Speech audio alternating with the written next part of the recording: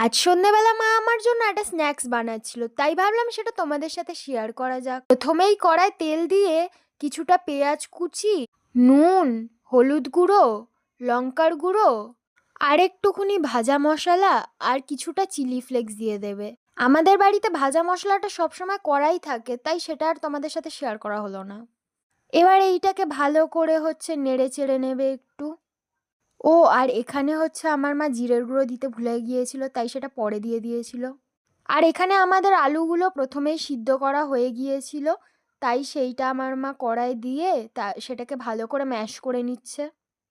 এখানে আমাদের পুরটা বানানো কমপ্লিট।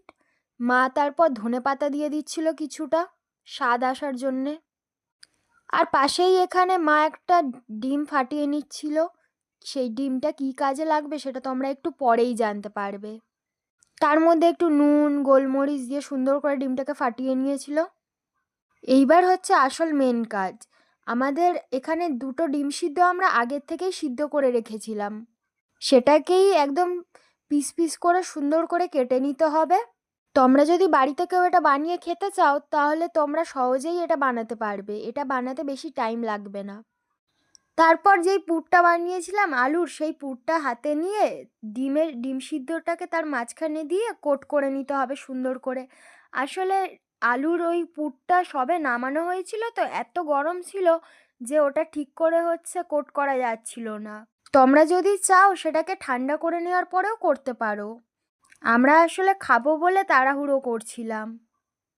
তারপর সুন্দর করে তোমরা আলুর পুরটা দিয়ে ডিম সিদ্ধগুলোকে কোট করে নেবে। এখানে আমাদের সবগুলো কোট করা হয়ে গেছে।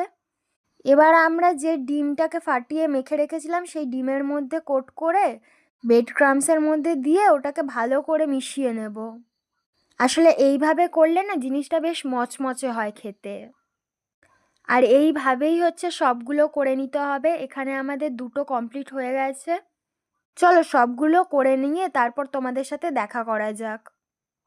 আর দেখো এইখানে আমাদের সবগুলোই কোট করা কমপ্লিট হয়ে গিয়েছে। তারপর মা একটু অন্য কাজ করছিল বলে আমি ভাবলাম যে কয়েকটা ভেজে নেওয়া যাক, তাই আমি কড়াইয়ে কিছুটা তেল দিয়ে নিয়েছি।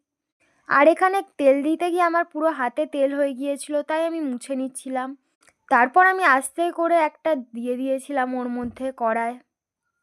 আর একটা কথা, এটা কিন্তু তোমাদের একদম ছাকা তেলে ভাজতে হবে, না হলে কিন্তু ভেতরটা ঠিক মতো হবে না।